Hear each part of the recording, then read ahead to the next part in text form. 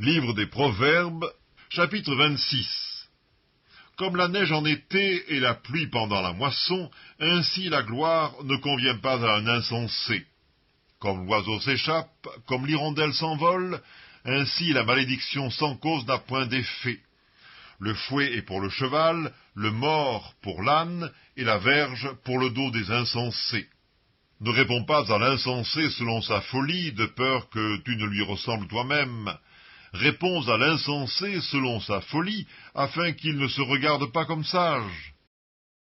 Il se coupe les pieds, il boit l'injustice, celui qui donne des messages à un insensé. Comme les jambes du boiteux sont faibles, ainsi est une sentence dans la bouche des insensés. C'est d'attacher une pierre à la fronde que d'accorder des honneurs à un insensé.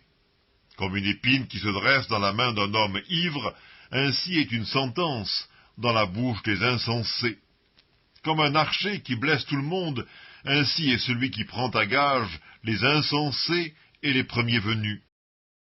Comme un chien qui retourne à ce qu'il a vomi, ainsi est un insensé qui revient à sa folie. Si tu vois un homme qui se croit sage, il y a plus à espérer d'un insensé que de lui. Le paresseux dit « Il y a un lion sur le chemin, il y a un lion dans les rues ».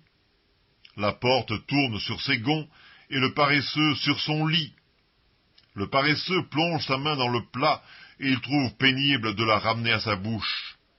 Le paresseux se croit plus sage que 7 hommes qui répondent avec bon sens. Comme celui qui saisit un chien par les oreilles, ainsi est un passant qui s'irrite pour une querelle où il n'a que faire. Comme un furieux qui lance des flammes, des flèches et la mort, ainsi est un homme qui trompe son prochain et qui dit « N'était-ce pas pour plaisanter ?» Faute de bois, le feu s'éteint, et quand il n'y a point de rapporteur, la querelle s'apaise. Le charbon produit un brasier et le bois du feu. Ainsi un homme querelleur échauffe une dispute.